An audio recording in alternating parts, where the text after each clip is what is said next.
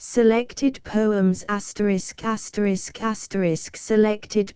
Selected poems Aldous Huxley D. Appleton and Company New York MCMXXV printed and made in Great Britain Contents Page Song of Poplars 7 The Reef 9 The Flowers 12 The Elms 13 Out of the Window 14 Summer Stillness 15 Inspiration 16 Anniversaries 17 Italy 20 The Alien 22 A Little Memory 23 Waking 24 By the Fire 26 Valedictory 28 Private Property 30 Revelation 31 Minoan Porcelain 32 In Uncertainty to a Lady 33 Crepulous Impression 34 Complaint of a Poet Mank 35 Social Amenities 36 Topiary 36 On the Bus 37 Points and Lines 38 Panic 38 Stanzas 39 Poem 40 Scenes of the Mind 41 La Midi Dun Fawn 44 Mole 49 Two Realities 52 Quotidian Vision 53 The Mirror 53 Variations on a Theme of Lafog 54 Philosophy 55 Philoclea in the Forest 55 Books and Thoughts 59 The Higher Sensualism 60 Formal Verses 61 Perils of the Small Hours 62 Return to an Old Home 63 Song of Poplars Shepherd, to yon tall poplars tune your flute, let them pierce, keenly, subtly shrill, the slow blue rumour of the hill, let the grass cry with an anguish of evening gold, and the great sky be mute. Then hearken how the poplar trees unfold their buds, yet close and gummed and blind, in airy leafage of the mind. Rustling in silvery whispers the twin-hued scales that fade not nor grow old. Poplars and fountains and yew cypress spires springing in dark and rusty flame, seek you aught that hath a name? Or say, are you all an upward agony of undefined desires? Say, are you happy in the golden march of sunlight all across the day? Or do you watch the uncertain way that leads the withering moon on cloudy stairs over the heaven's wide arch? Is it towards sorrow or towards joy you lift the sharpness of your trembling spears? Or do you seek, through the great airs that blur the sky, in the heart of the triumphing blue, a deeper, calmer rift? So, I have tuned my music to the trees, and there were voices dim below their shrillness, voices swelling slow in the blue murmur of hills, and a golden cry and then vast silences. The reef. My green aquarium of phantom fish, goggling in on me through the misty panes, my rotting leaves and fields spongy with rains. My few clear quiet autumn days, I wish I could leave all, clearness and mistiness, sodden or goldenly crystal, all too still.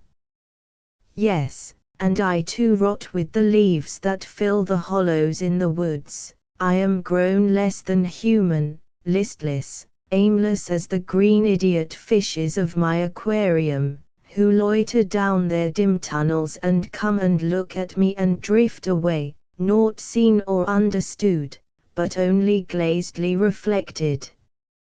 Upwards, upwards through the shadows, through the lush sponginess of deep-sea meadows where hair-lipped monsters batten, let me ply winged fins, bursting this matrix dark to find jewels and movement. Mintage of sunlight scattered largely by the profuse wind, and gulfs of blue brightness, too deep for sight.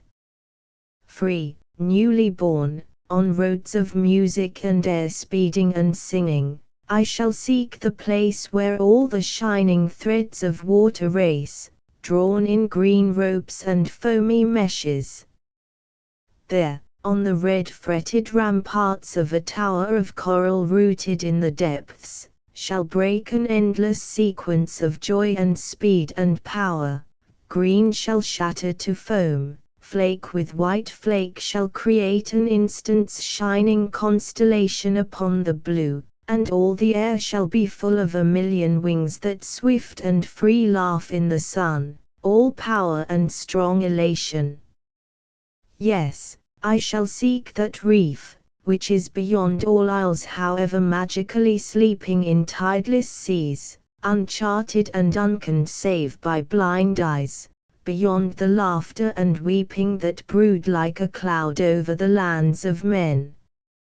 Movement, passion of color and pure wings, curving to cut like knives, these are the things I search for, passion beyond the ken of our foiled violences, and, more swift than any blow which man aims against time, the invulnerable motion that shall rift all dimness with the lightning of a rhyme, or note, or color. And the body shall be quick as the mind, and shall find release from bondage to brute things, and joyously soul, will and body, in the strength of triune peace, shall live the perfect grace of power unwasted. And love consummate, marvelously blending passion and reverence in a single spring of quickening force, till now never yet tasted, but ever ceaselessly thirsted for, shall crown the new life with its ageless starry fire. I go to seek that reef, far down below the edge of everyday's desire, beyond the magical islands, where of old I was content, dreaming, to give the lie to misery. They were all strong and bold that thither came, and shall I dare to try? The flowers. Day after day, at spring's return, I watch my flowers, how they burn their lives away. The candle crocus and daffodil gold drink fire of the sunshine, quickly cold. And the proud tulip, how red he glows, is quenched ere summer can kindle the rose. Purple as the innermost core of a sinking flame, deep in the leaves the violets smoulder to the dust whence they came. Day after day at spring's return, I watch my flowers, how they burn their lives away, day after day. The elms. Fine as the dust of plumy fountains blowing across the lanterns of a reveling night, the tiny leaves of April's earliest growing powder the trees, so vaporously light, they seem to float, billows of emerald foam blown by the south on its bright airy tide, seeming less trees than things beatified, come from the world of thought which was their home. For a while only. Rooted strong and fast, soon will they lift towards the summer sky their mountain mass of clotted greenery.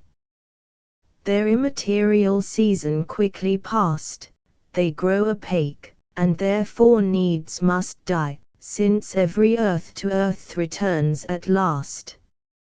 Out of the window. In the middle of countries, far from hills and sea, are the little places one passes by in trains and never stops at, where the skies extend uninterrupted, and the level plains stretch green and yellow and green without an end. And behind the glass of their grand express folk yawn away a province through, with nothing to think of, nothing to do, nothing even to look at, never a view in this damned wilderness.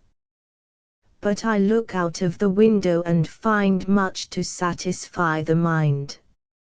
Mark how the furrows, formed and wheeled in a motion orderly and staid, sweep, as we pass, across the field like a drilled army on parade. And here's a market garden, barred with stripe on stripe of varied greens. Bright potatoes, flower-starred, and the opaque's color of beans. Each line deliberately swings towards me, till I see a straight green avenue to the heart of things, the glimpse of a sudden opened gate piercing the adverse walls of fate. A moment only, and then, fast, fast, the gate swings to, the avenue closes, fate laughs, and once more interposes its barriers. The train has passed. Summer stillness. The stars are golden instants in the deep flawless expanse of night. The moon is set, the river sleeps, entranced, a smooth cool sleep seeming so motionless that I forget the hollow booming bridges, where it slides, dark with the sad looks that it bears along, towards a sea whose unreturning tides ravish the sighted ships and the sailor's song. Inspiration. Noonday upon the alpine meadows pours its avalanche of light and blazing flowers, the very shadows translucent are and bright. It seems a glory that naught surpasses, passion of angels in form and hue, when, lo! From the jeweled heaven of the grasses leaps a lightning of sudden blue. Dimming the sun-drunk petals, bright even unto pain, the grasshopper flashes, settles, and then is quenched again. Anniversaries. Once more the windless days are here, quiet of autumn, when the year halts and looks backward and draws breath before it plunges into death. Silver of mist and gossamers, through shine of noonday's glassy gold, pale blue of skies, where nothing stirs save one blanched leaf, weary and old, that over and over slowly falls from the mute elm trees, hanging on air like tattered flags along the walls of chapels deep in sunlit prayer. Once more. Within its flawless glass today reflects that other day, when, under the bracken, on the grass, we who were lovers happily lay and hardly spoke, or framed a thought that was not one with the calm hills and crystal sky. Ourselves were naught, our gusty passions, our burning wills dissolved in boundlessness, and we were almost bodiless, almost free. The wind has shattered silver and gold, night after night of sparkling cold. Orion lifts his tangled feet from where the tossing branches beat in a fine surf against the sky. So the trance ended, and we grew restless, we knew not how or why, and there were sudden gusts that blew our dreaming banners into storm. We wore the uncertain crumbling form of a brown swirl of windy leaves, a phantom shape that stirs and heaves shuddering from earth, to fall again with a dry whisper of withered rain. Last, from the dead and shrunken days we conjured spring, lighting the blaze of burnished tulips in the dark, and from black frost we struck a spark of blue delight and fragrance new, a little world of flowers and dew. Winter for us was over and done. The drought of fluttering leaves had grown emerald shining in the sun, as light as glass, as firm as stone.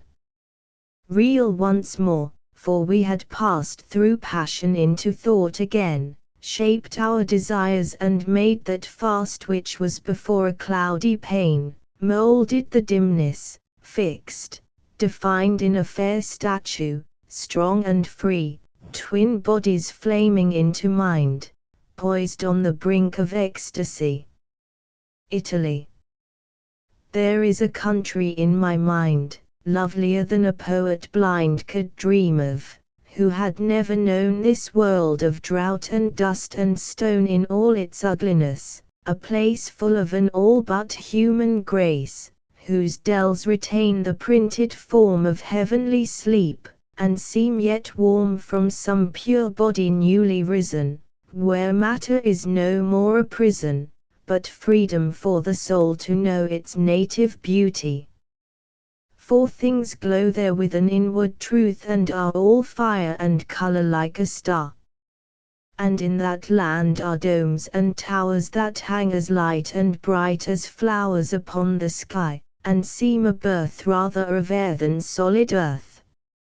Sometimes I dream that walking there in the green shade, all unaware at a new turn of the golden glade, I shall see her, and as though afraid shall halt a moment and almost fall for passing faintness, like a man who feels the sudden spirit of Pan brimming his narrow soul with all the illimitable world. And she, turning her head, will let me see the first sharp dawn of her surprise turning to welcome in her eyes.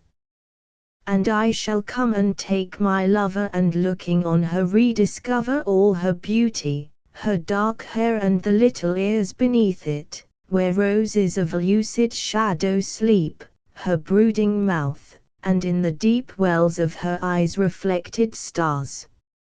Oh, the imperishable things that hands and lips as well as words shall speak. O movement of white wings, O wheeling galaxies of birds. The alien. A petal drifted loose from a great magnolia bloom, your face hung in the gloom, floating, white and close. We seemed alone, but another bent o'er you with lips of flame, unknown, without a name, hated, and yet my brother. Your one short moan of pain was an exorcising spell, the devil flew back to hell, we were alone again. A little memory. White in the moonlight, wet with dew, we have known the languor of being two. We have been weary as children are, when over them, radiant, a stooping star, bends their good night, kissed and smiled, each was mother, each was child. Child, from your forehead I kissed the hair, gently, ah, gently, and you were mistress and mother when on your breast I lay so safely and could rest. Waking. Darkness had stretched its color, deep blue across the pane, no cloud to make night duller, no moon with its tarnish stain, but only here and there a star, one sharp point of frosty fire, hanging infinitely far in mockery of our life and death and all our small desire. Now in this hour of waking from under brows of stone, a new pale day is breaking and the deep night is gone. Sordid now, and mean and small the daylight world is seen again, with only the veils of mist that fall deaf and muffling over all to hide its ugliness and pain. But today this dawn of meanness shines in my eyes, as when the new world's brightness and cleanness broke on the first of men. For the light that shows the huddled things of this close-pressing earth, shines also on your face and brings all its dear beauty back to me in a new miracle of birth. I see you asleep and unpassioned, white-faced in the dusk of your hair, your beauty so fleetingly fashioned that it filled me once with despair to look on its exquisite transience and think that our love and thought and laughter puff out with the death of our flickering sense, while we pass ever on and away towards some blank hereafter. But now I am happy, knowing that swift time is our friend, and that our love's passionate glowing, though it turn ash in the end, is a rose of fire that must blossom its way through temporal stuff, nor else could be more than a nothing. In today the boundless spaces of night contract, and in your opening eyes I see night born in day, in time eternity. By the fire.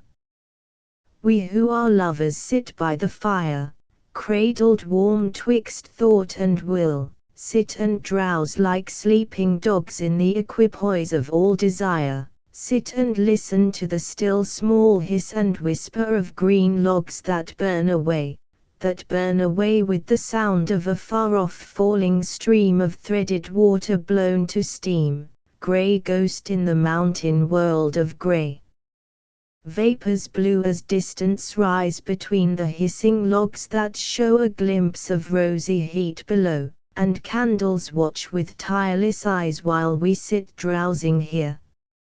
I know, dimly, that there exists a world, that there is time perhaps, and space other and wider than this place, where at the fireside drowsily curled we hear the whisper and watch the flame burn blinkless and inscrutable.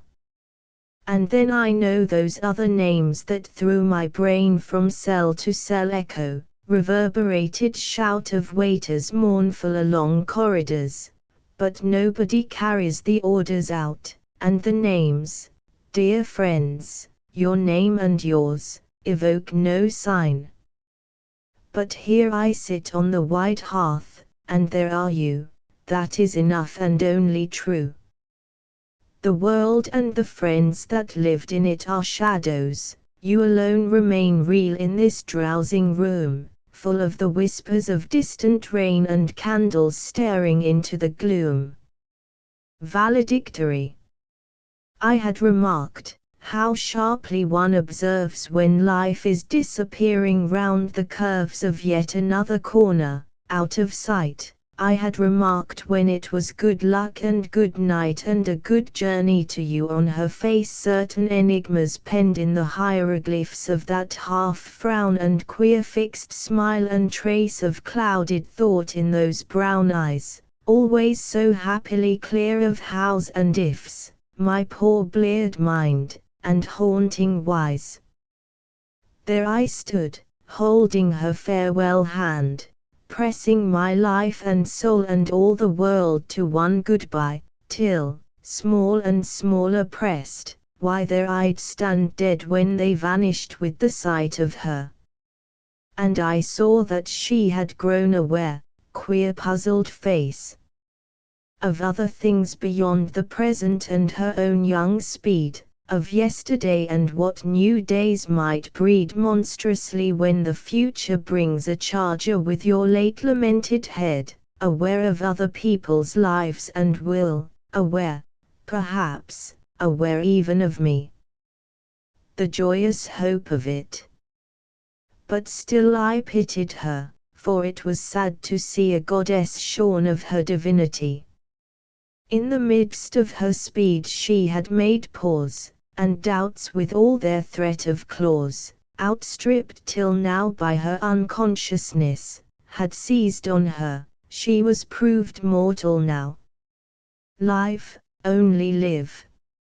For you were meant never to know a thought's distress, but a long glad astonishment at the world's beauty and your own.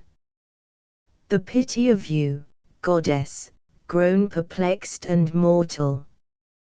Yet, can it be that she is aware, perhaps, even of me? And life recedes, the curve is bare, my handkerchief flutters blankly in the air, and the question rumbles in the void, was she aware, was she after all aware? Private property. All fly, yet who is misanthrope? The actual men and things that pass jostling, to wither as the grass so soon, and, be it heaven's hope, or poetry's kaleidoscope, or love or wine, at feast, at mass, each owns a paradise of glass where never a yearning heliotrope pursues the sun's ascent or slope, for the sun dreams there, and no time is always. Like fawns embossed in our domain, we look abroad, and our calm eyes mark how the goatish gods of pain revel, and if by grim surprise they break into our paradise, patient we build its beauty up again. Revelation. At your mouth, white and milk-warm sphinx, I taste a strange apocalypse. Your subtle taper fingertips weave me new heavens, yet, methinks, I know the whiles and each inks that brought me passionate to your lips. I know you bear as laughter strips your charnel beauty, yet my spirit drinks pure knowledge from this tainted well, and now hears voices yet unheard within it, and without it sees that world of which the poets tell their vision in the stammered word of those that wake from piercing ecstasies. Minoan porcelain. Her eyes of bright unwinking glaze, all imperturbable, do not even make pretenses to regard the jutting absence of her stays, where many a Tyrian gallipot excites desire with spilth of nod. The bestrid rims above the fard of cheeks as red as bergamot attest that no shamefaced delays will clog fulfillment, nor retard full payment of the Cyprian's praise down to the last remorseful jot. Hail priestess of we know not what strange cult of Mycenaean days. In uncertainty to a lady. I am not one of those who sip, like a quotidian book, cheap idylls from a languid lip prepared to yawn or mock. I wait the indubitable word, the great unconscious cue. Has it been spoken and unheard? Spoken, perhaps, by you. Crepulous impression. Still life, the highlights shine hard and sharp on the bottles, the wine stands firmly solid in the glasses, smooth yellow ice, through which there passes the lamp's bright pencil of downstruck light. The fruits metallically gleam, globy in their heaped-up bowl, and there are faces against the night of the outer room, faces that seem part of this still life, they've lost their soul. And amongst these frozen faces you smiled, surprisingly, like a child, and out of the frozen welter of sound your voice came quietly. What about God, you said? I have found much to be said for totality. All, I take it, is God, God's all. This bottle, for instance, I recall, dimly, that you took God by the neck, God in the bottle, and pushed him across, but I, without a moment's loss, moved God in the salt in front and shouted, check. Complaint of a poet Mank. We judge by appearance merely. If I can't think strangely, I can at least look queerly.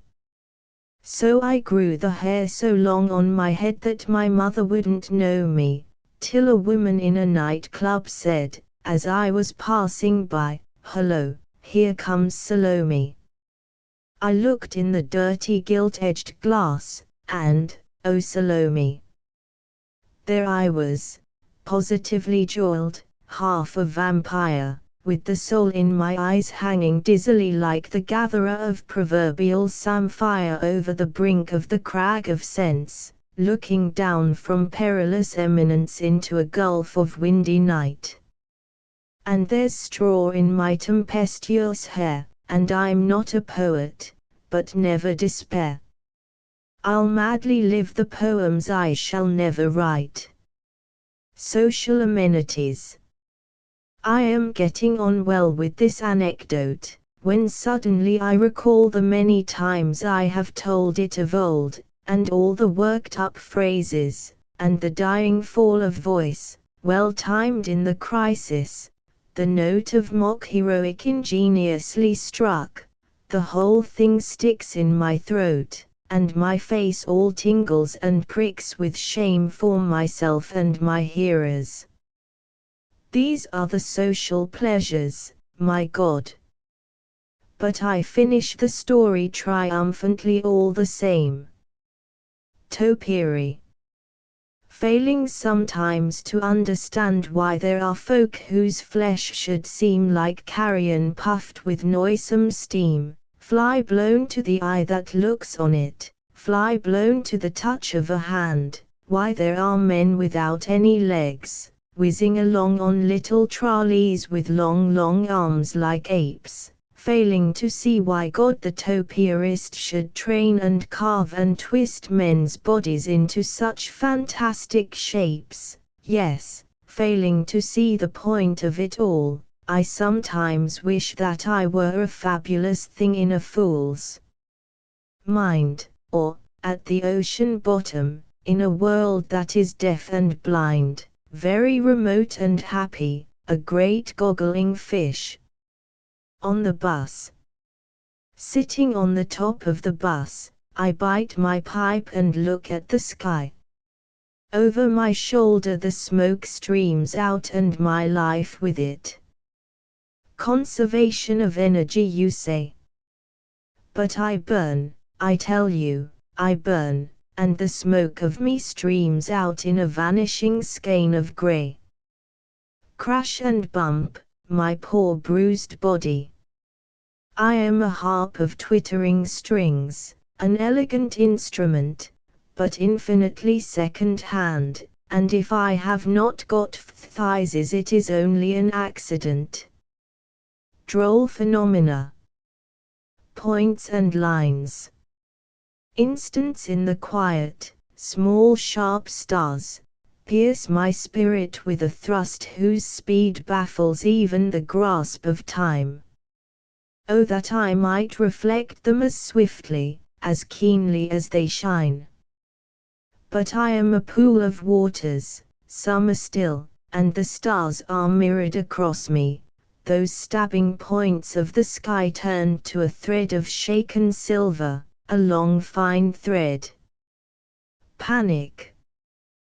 The eyes of the portraits on the wall look at me, follow me, stare incessantly. I take it their glance means nothing at all. Clearly, oh clearly. Nothing at all. Out in the gardens by the lake the sleeping peacocks suddenly wake, out in the gardens, moonlit and forlorn, each of them sounds his mournful horn, shrill peals that waver and crack and break. What can have made the peacocks wake? Stanzas. Thought is an unseen net wherein our mind is taken and vainly struggles to be free. Words, that should loose our spirit, do but bind new fetters on our hoped for liberty, and action bears us onward like a stream past fabulous shores, scarce seen in our swift course, glorious, and yet its headlong currents seem but backwaters of some diviner force. There are slow curves, more subtle far than thought, that stoop to carry the grace of a girl's breast, and hanging flowers, so exquisitely wrought in airy metal, that they seem possessed of souls, and there are distant hills that lift the shoulder of a god towards the light, and arrowy trees, sudden and sharp and swift, piercing the spirit deeply with delight. Would I might make these miracles my own. Like a pure angel, thinking color and form, hardening to rage in a flame of chiseled stone, spilling my love like sunlight, golden and warm on noonday flowers, speaking the song of birds among the branches, whispering the fall of rain, beyond all thought, past action and past words, I would live in beauty, free from self and pain. Poem. Books and a colored skein of thoughts were mine, and magic words lay ripening in my soul till their much whispered music turned a wine whose subtlest power was all in my control. These things were mine, and they were real for me as lips and darling eyes and a warm breast, for I could love a phrase, a melody, like a fair woman, worshipped and possessed. I scorned all fire that outward of the eyes could kindle passion, scorned, yet was afraid, feared, and yet envied those more deeply wise who saw the bright earth beckon and obeyed. But a time came when, turning full of hate and weariness from my remembered themes, I wished my poet's pipe could modulate beauty more palpable than words and dreams. All loveliness with which an act informs the dim uncertain chaos of desire is mine today. It touches me, it warms body and spirit with its outward fire. I am mine no more, I have become a part of that great earth that draws a breath and stirs to meet the spring. But I could wish my heart were still a winter of frosty gossamers. Scenes of the mind. I have run where festival was loud with drum and brass among the crowd of panic revelers, whose cries affront the quiet of the skies, whose dancing lights contract the deep infinity of night and sleep to a narrow turmoil of troubled fire. And I have found my heart's desire in beechen caverns that autumn fills with the blue shadowiness of distant hills, whose luminous grey pillars bear the stooping sky. Calm is the air, nor any sound is heard to mar that crystal silence, as from far, far off a man may see the busy world all utterly hushed as an old memorial scene. Long evenings I have sat and been strangely content, while in my hands I held a wealth of colored strands, shimmering plaits of silk and skeins of soft bright wool. Each color drains new life at the lamp's round pool of gold, each sinks again when I withhold the quickening radiance, to a wan and shadowy oblivion of what it was. And in my mind beauty or sudden love has shined and wakened color in what was dead and turned to gold the sullen lead of mean desires and everyday's poor thoughts and customary ways. Sometimes in lands where mountains throw their silent spell on all below, drawing a magic circle wide about their feet on every side, robbed of all speech and thought and act, I have seen God in the cataract. In falling water and in flame, never at rest, yet still the same, God shows himself.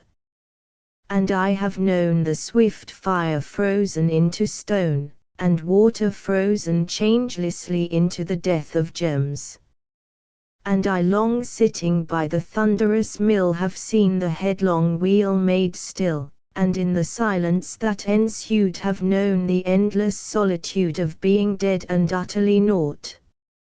Inhabitant of mine own thought, I look abroad, and all I see is my creation, made for me. Along my thread of life are pearled the moments that make up the world. La Presmidi dun Faun. From the French of Stéphane Mallarmé. I would immortalize these nymphs, so bright their sunlit coloring, so airy light, it floats like drowsy down. Loved I a dream? My doubts, born of oblivious darkness, seem a subtle tracery of branches grown the tree's true self, proving that I have known, thinking it love, the blushing of a rose. But think. These nymphs, their loveliness, suppose they bodied forth your senses' fabulous thirst. Illusion. Which the blue eyes of the first, as cold and chaste as is the weeping spring, beget, the other, sighing, passioning, is she the wind, warm in your fleece at noon. No, through this quiet, when a weary swoon crushes and chokes the latest faint essay of morning, cool against the encroaching day, there is no murmuring water, save the gush of my clear fluted notes, and in the hush blows never a wind, save that which through my reed puffs out before the rain of notes can speed upon the air, with that calm breath of art that mounts the unwrinkled zenith visibly, where inspiration seeks its native sky.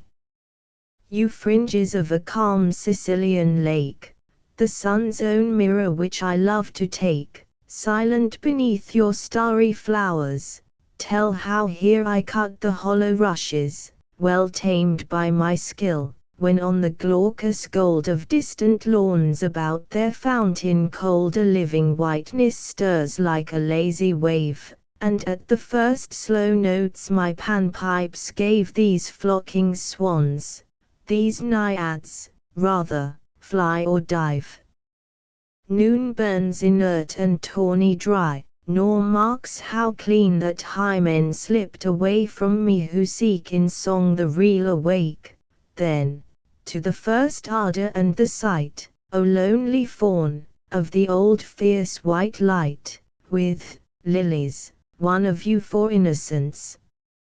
Other than their lips' delicate pretence, the light caress that quiets treacherous lovers, my breast, I know not how to tell, discovers the bitten print of some immortal's kiss. But hush! A mystery so great as this I dare not tell, save to my double reed, which, sharer of my every joy and need, dreams down its cadenced monologues that we falsely confuse the beauties that we see with the bright palpable shapes our song creates. My flute, as loud as passion modulates, purges the common dream of flank and breast, seen through closed eyes and inwardly caressed, of every empty and monotonous line.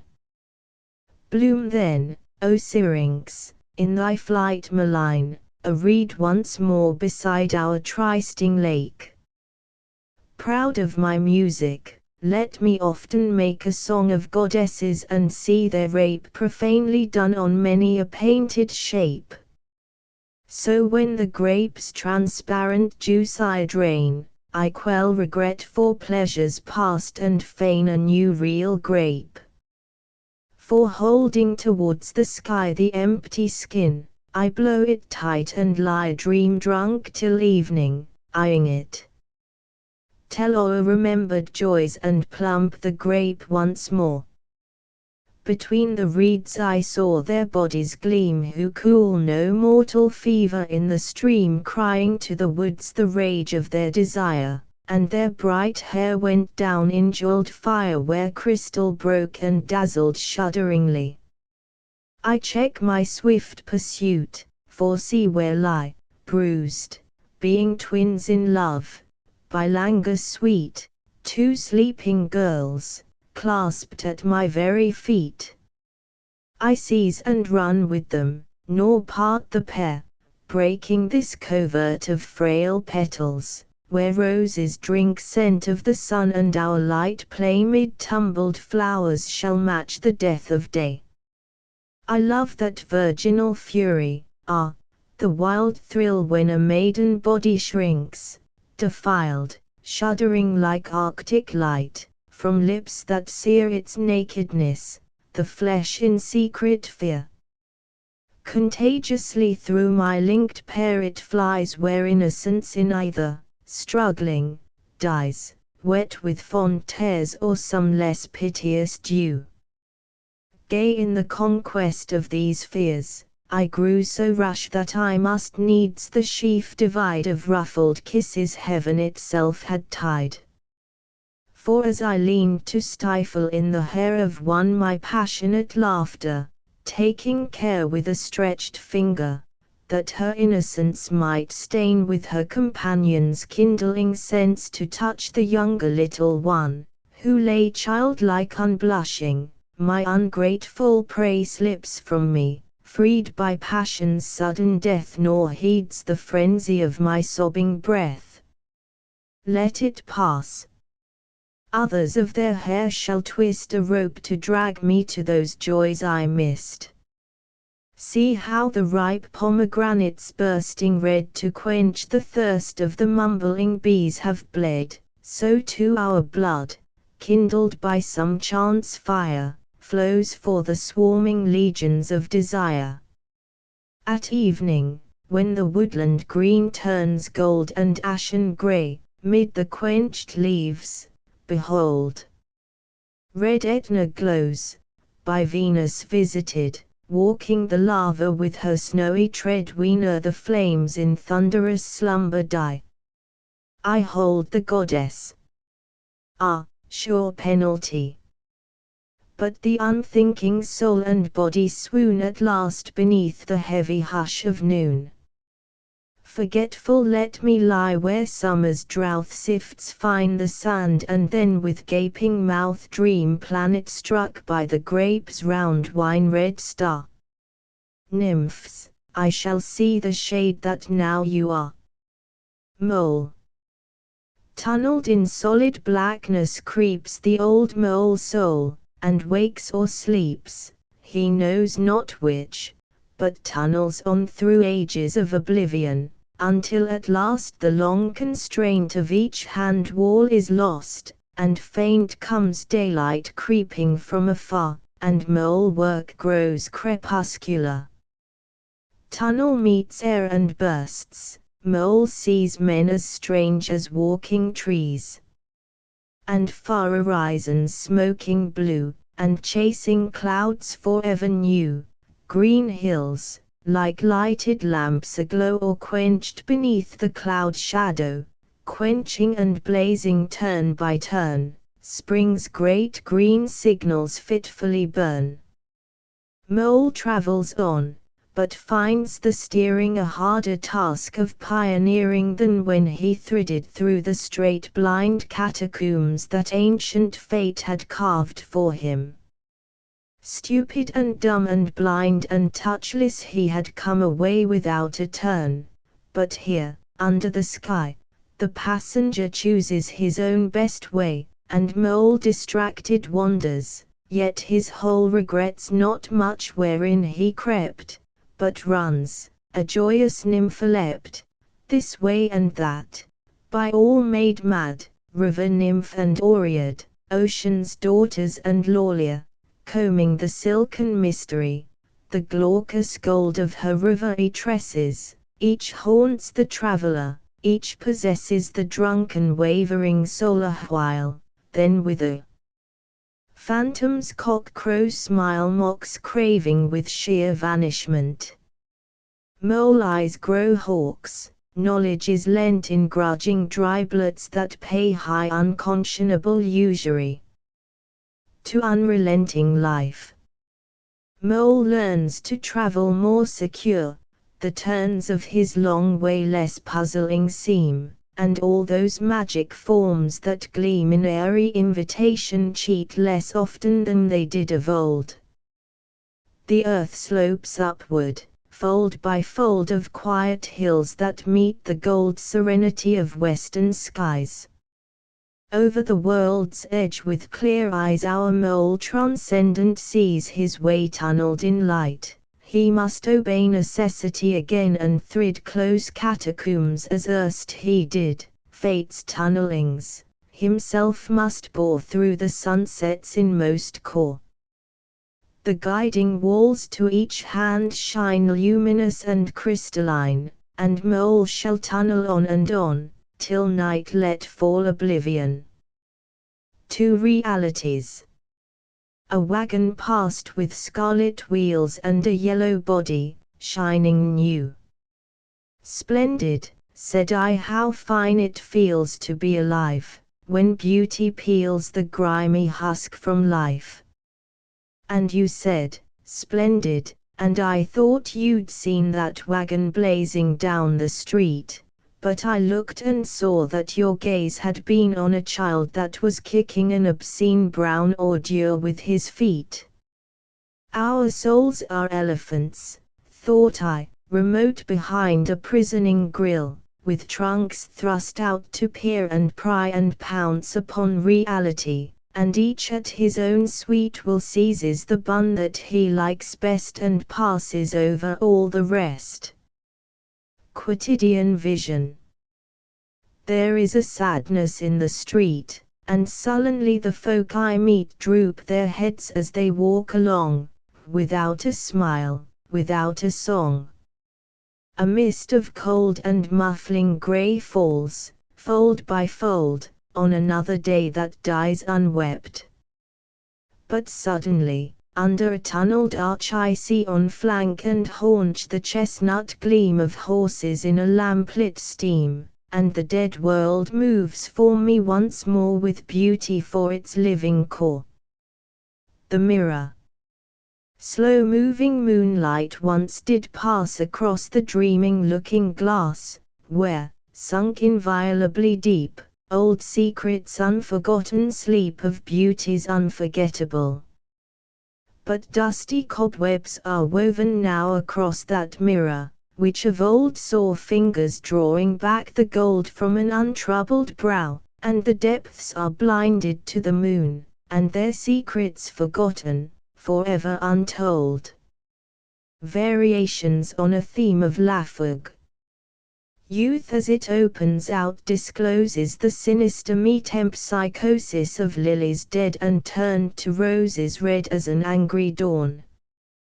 But lilies, remember, are grave-side flowers, while slow bright rose leaves sail adrift on the music of happiest hours, and those lilies, cold and pale, hide fiery roses beneath the lawn of the young bride's parting veil. Philosophy. God needs no christening, pantheist mutters, love opens shutters on heaven's glistening, flesh, keyhole listening, hear what God utters. Yes, but God stutters. Philoclea in the forest.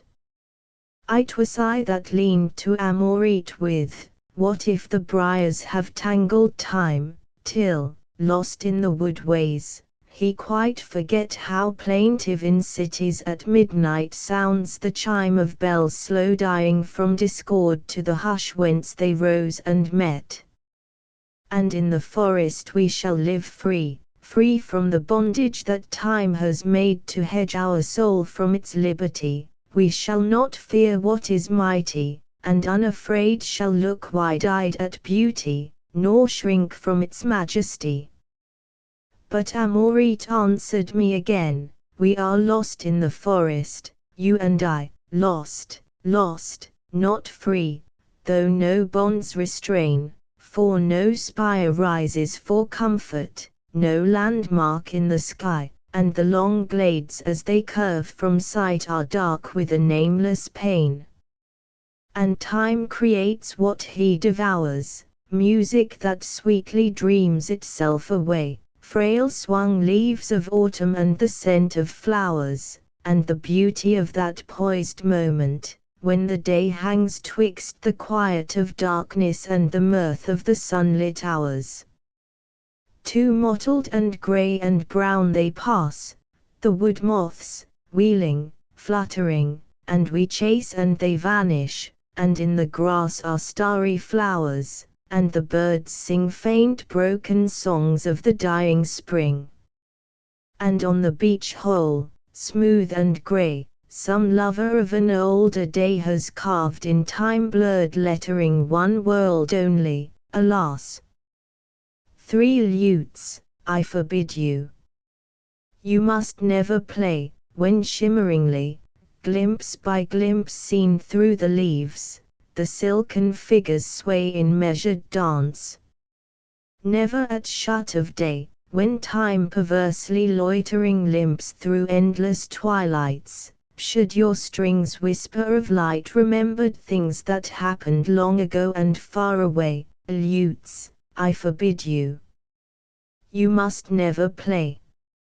And you, pale marble statues, far descried where vistas open suddenly, I bid you show yourselves no more, but hide your loveliness, lest too much glorified by western radiance slantingly shot down the glade, You turn from stone to living gods, immortal grown, and, ageless, mock my beauty's fleeting pride, you pale, relentless statues, far descried. Books and thoughts. Old ghosts that death forgot to ferry across the lethe of the years, these are my friends, and at their tears I weep and with their mirth am merry. On a high tower, whose battlements give me all heaven at a glance, I lie long summer nights in trance, drowsed by the murmurs and the scents that rise from earth, while the sky above me merges its peace with my soul's peace, deep meeting deep. No stir can move me, naught break the quiet of my release. In vain the windy sunlight raves at the hush and gloom of polar caves. The higher sensualism. There's a church by a lake in Italy stands white on a hill against the sky, and a path of immemorial cobbles leads up and up, where the pilgrim hobbles past a score or so of neat reposories, where you stop and breathe and tell your rosaries to the shrined terracotta mannequins, that expound with the liveliest quirks and grins known texts of scripture.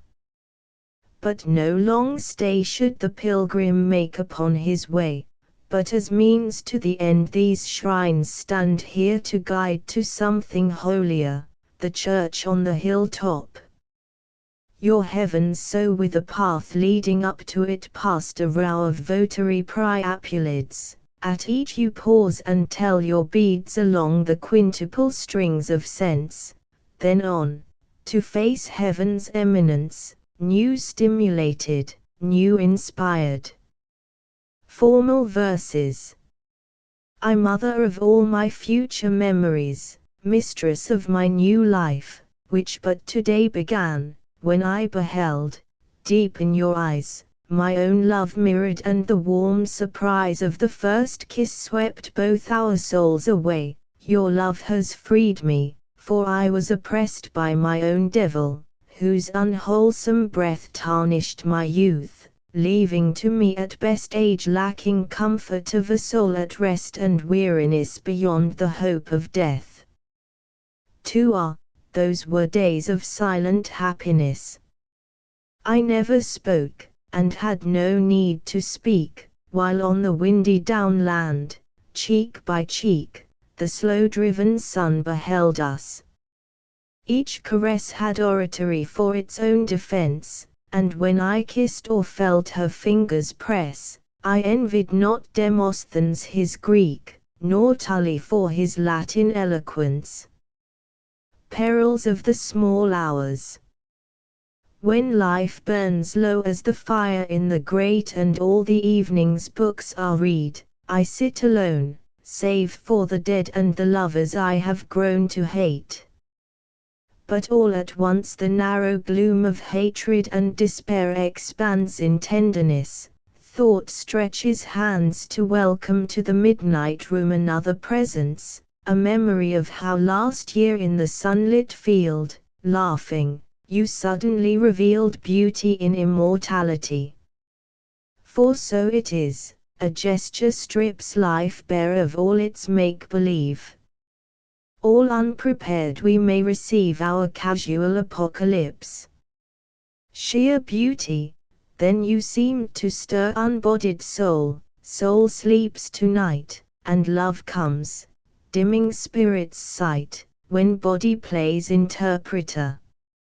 Return to an old home. In this wood, how the hazels have grown, I left a treasure all my own of childish kisses and laughter and pain, left, till I might come back again to take from the familiar earth my hoarded secret and count its worth. And all the spider work of the years, all the time-spun gossamers, dewed with each succeeding spring, and the piled-up leaves the autumns fling to the sweet corruption of death on death. At the sudden stir of my spirit's breath all scattered. New and fair and bright as ever it was. Before my sight the treasure lay, and nothing missed. So having handled all and kissed, I put them back, adding one new and precious memory of you. Printed at the Vincent Works, Oxford. ****** End of the Project Gutenberg ebook. Selected poems. ***** Updated editions will replace the previous one, the old editions will be renamed.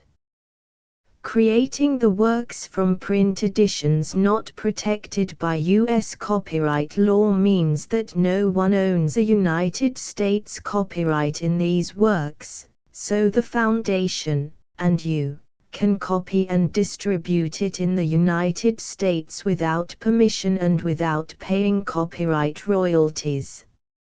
Special rules, set forth in the general terms of use part of this license, apply to copying and distributing Project Gutenberg trademark symbol electronic works to protect the Project Gutenberg trademark symbol concept and trademark.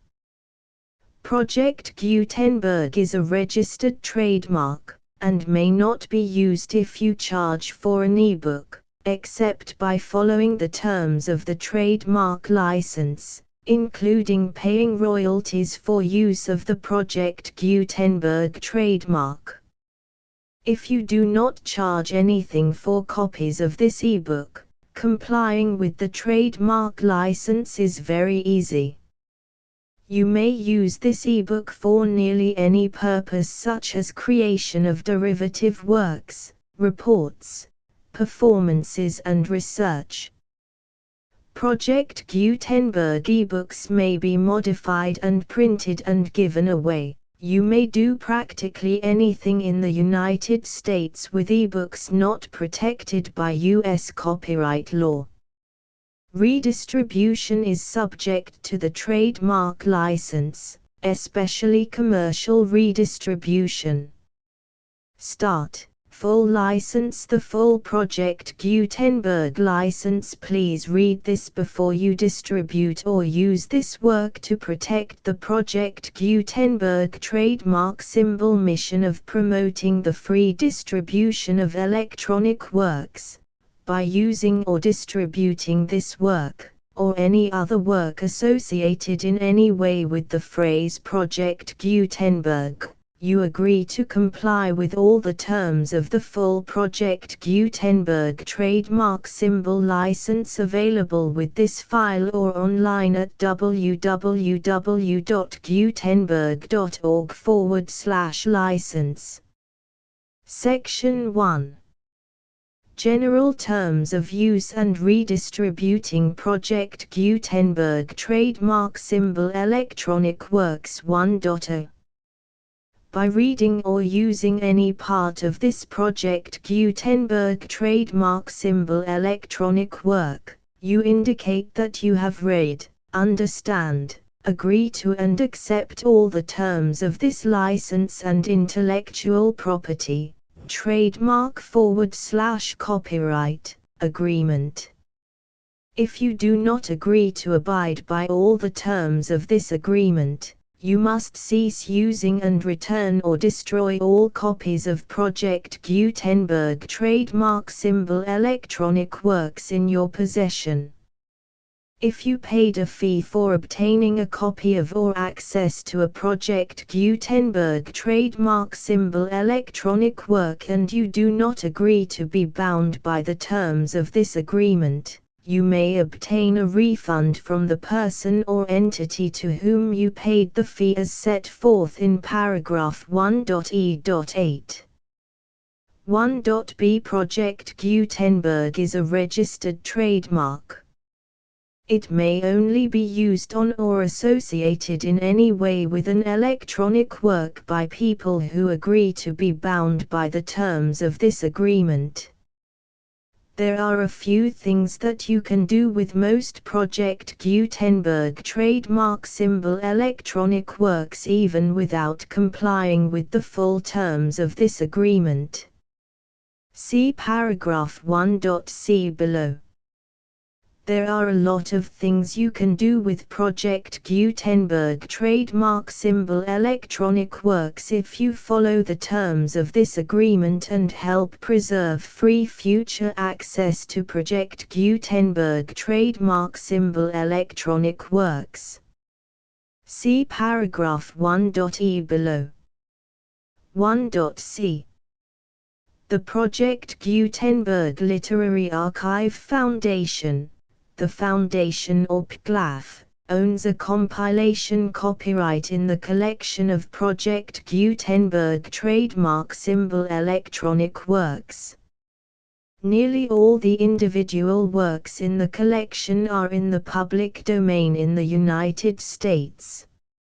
If an individual work is unprotected by copyright law in the United States and you are located in the United States, we do not claim a right to prevent you from copying, distributing, performing, displaying or creating derivative works based on the work as long as all references to Project Gutenberg are removed. Of course, we hope that you will support the Project Gutenberg trademark symbol mission of promoting free access to electronic works by freely sharing Project Gutenberg trademark symbol works in compliance with the terms of this agreement for keeping the Project Gutenberg trademark symbol name associated with the work. You can easily comply with the terms of this agreement by keeping this work in the same format with its attached full Project Gutenberg trademark symbol license when you share it without charge with others. 1.d. The copyright laws of the place where you are located also govern what you can do with this work. Copyright laws in most countries are in a constant state of change.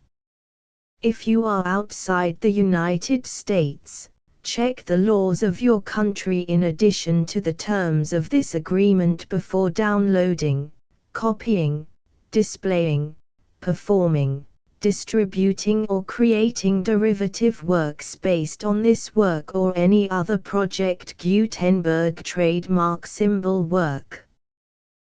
The Foundation makes no representations concerning the copyright status of any work in any country other than the United States. 1.e Unless you have removed all references to Project Gutenberg, 1.e.1.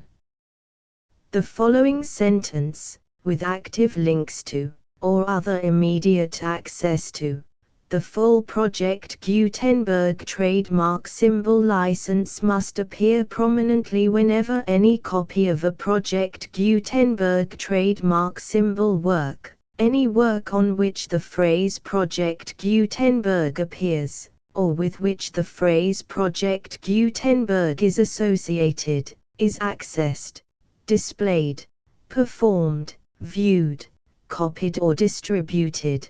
This ebook is for the use of anyone anywhere in the United States and most other parts of the world at no cost and with almost no restrictions whatsoever. You may copy it, give it away or reuse it under the terms of the Project Gutenberg license included with this ebook or online at www.gutenberg.org. If you are not located in the United States, you will have to check the laws of the country where you are located before using this ebook. 1.e.2.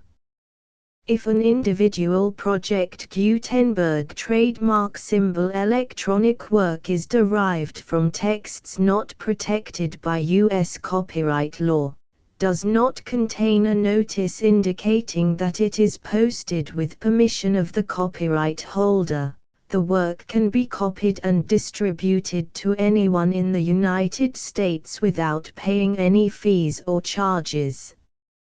If you are redistributing or providing access to a work with the phrase Project Gutenberg associated with or appearing on the work, you must comply either with the requirements of paragraphs 1.e.1 through 1.e.7 or obtain permission for the use of the work and the Project Gutenberg trademark symbol trademark as set forth in paragraphs 1.e.8 or 1.e.9.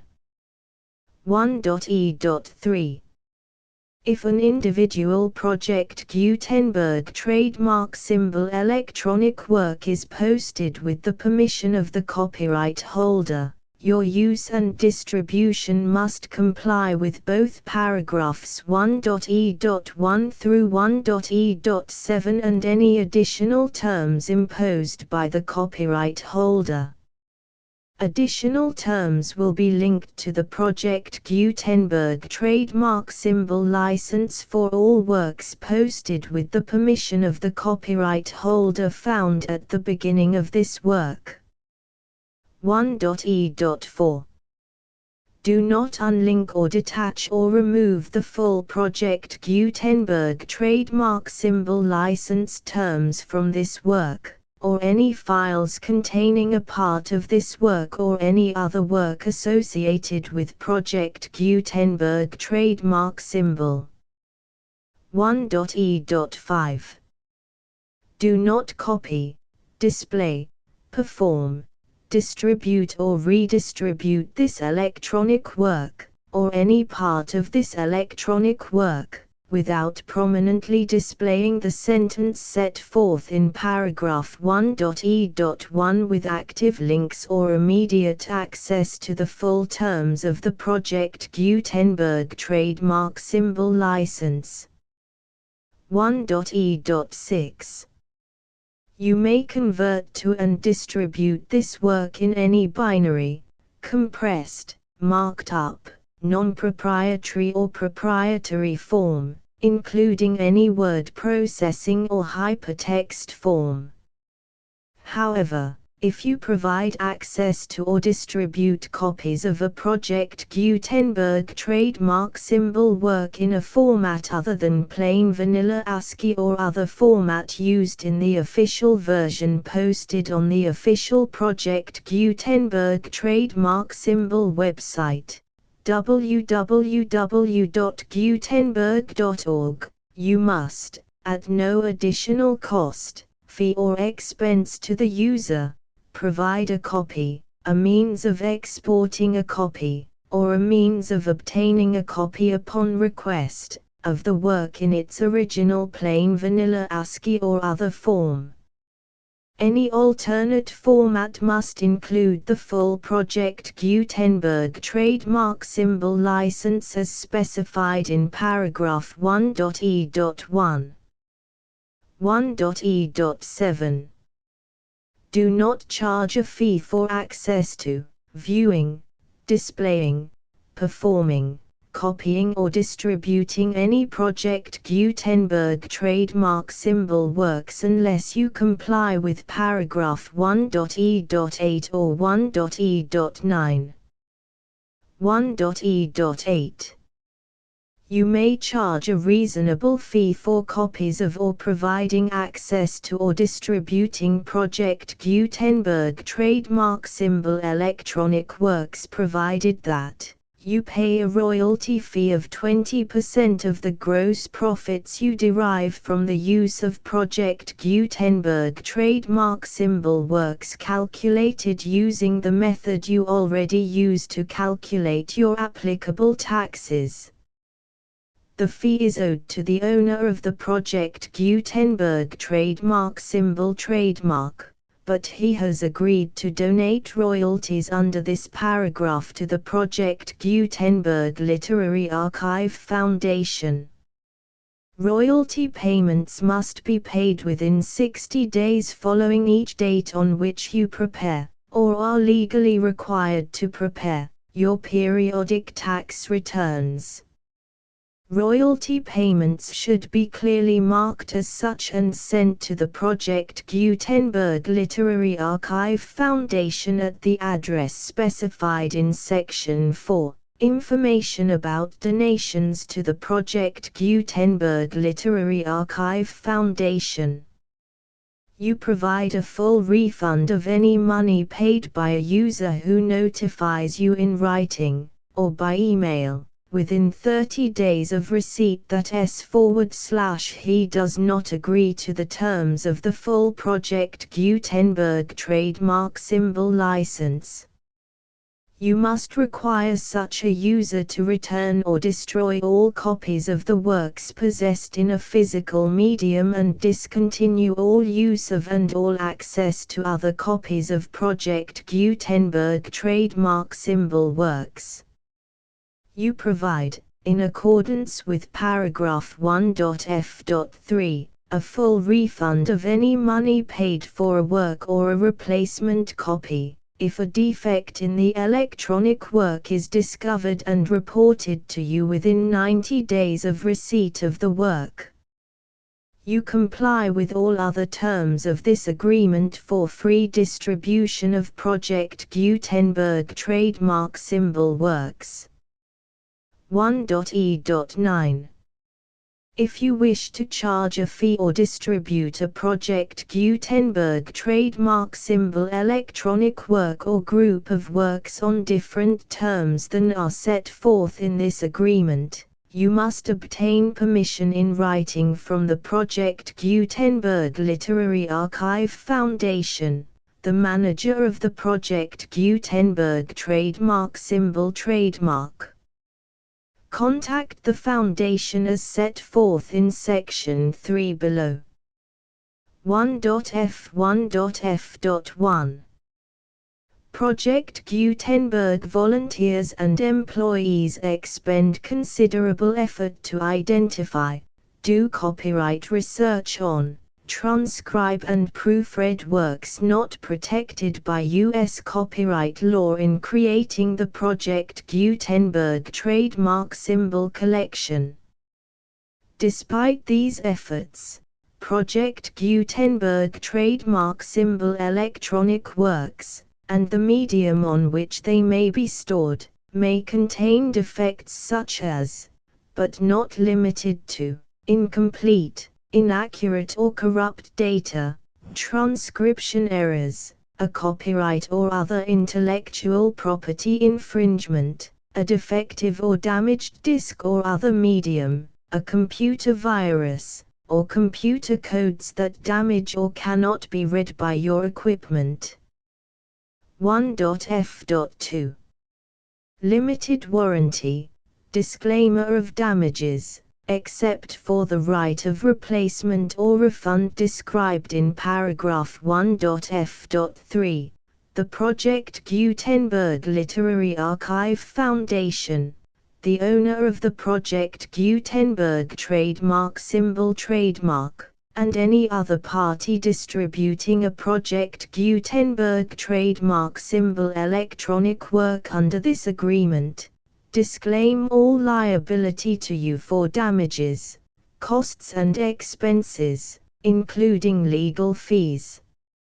You agree that you have no remedies for negligence, strict liability, breach of warranty or breach of contract except those provided in paragraph 1.f.3.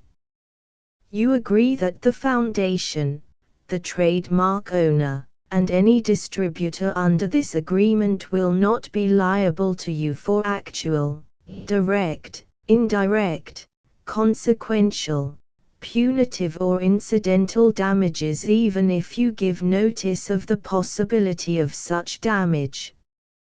1.f.3.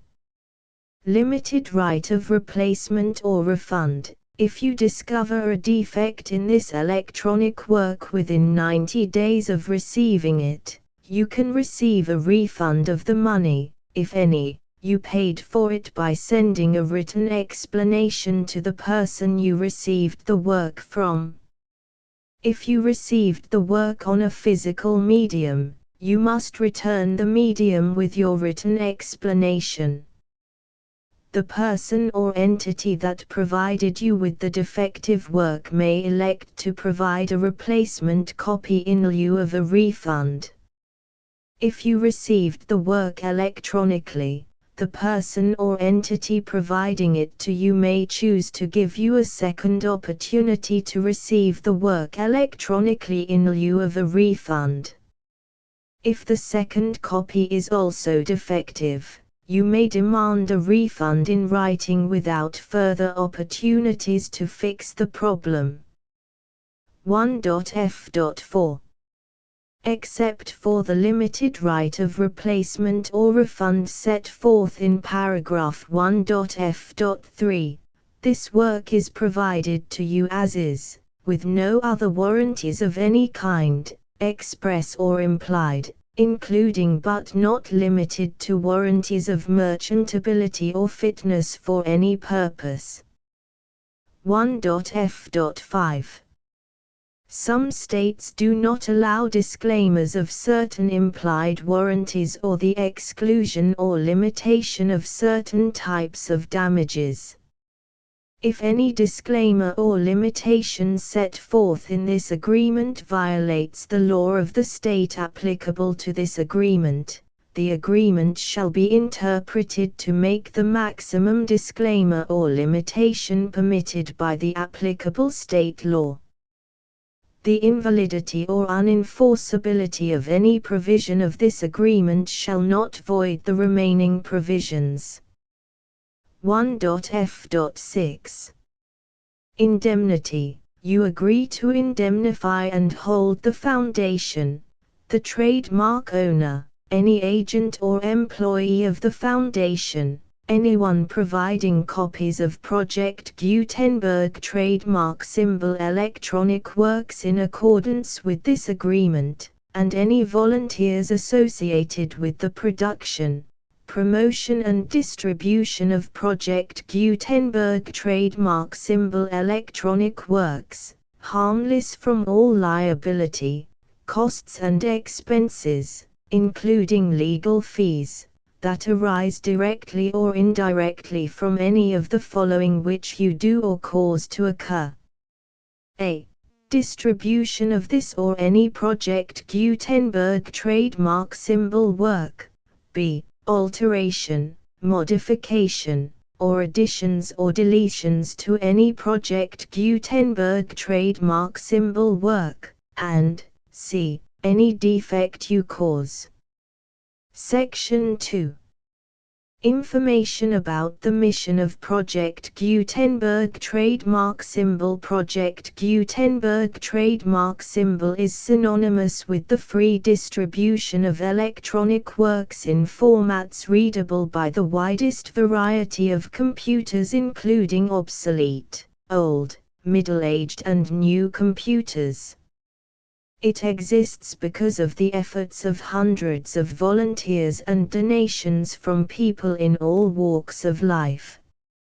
Volunteers and financial support to provide volunteers with the assistance they need are critical to reaching Project Gutenberg trademark symbol's goals and ensuring that the Project Gutenberg trademark symbol collection will remain freely available for generations to come.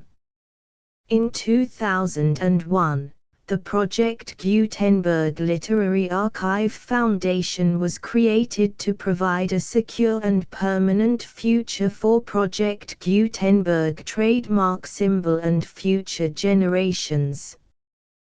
To learn more about the Project Gutenberg Literary Archive Foundation and how your efforts and donations can help, see sections 3 and 4 and the Foundation information page at www.gutenberg.org. Section 3. Information about the Project Gutenberg Literary Archive Foundation. The Project Gutenberg Literary Archive Foundation is a non-profit 501(c)(3) educational corporation organized under the laws of the state of Mississippi and granted tax-exempt status by the Internal Revenue Service. The foundation's IN or Federal Tax Identification Number is 64-6221541. Contributions to the Project Gutenberg Literary Archive Foundation are tax-deductible to the full extent permitted by U.S. federal laws and your state's laws.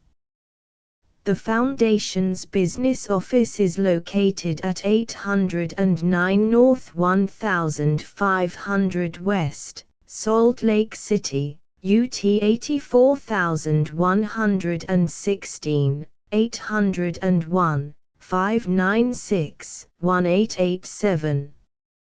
Email contact links and up-to-date contact information can be found at the Foundation's website and official page at www.gutenberg.org/contact section 4.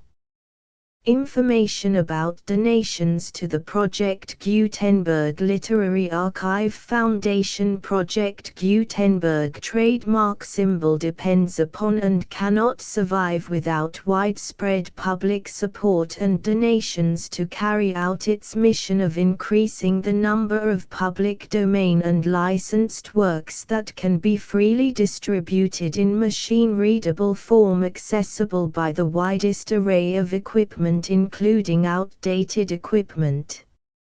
Many small donations, $1 to $5,000, are particularly important to maintaining tax-exempt status with the IRS. The Foundation is committed to complying with the laws regulating charities and charitable donations in all 50 states of the United States. Compliance requirements are not uniform and it takes a considerable effort, much paperwork and many fees to meet and keep up with these requirements. We do not solicit donations in locations where we have not received written confirmation of compliance. To send donations or determine the status of compliance for any particular state, visit www.gutenberg.org/donate. While we cannot and do not solicit contributions from states where we have not met the solicitation requirements, we know of no prohibition against accepting unsolicited donations from donors in such states who approach us with offers to donate. International donations are gratefully accepted, but we cannot make any statements concerning tax treatment of donations received from outside the United States. U.S. laws alone swamp our small staff. Please check the Project Gutenberg web pages for current donation methods and addresses.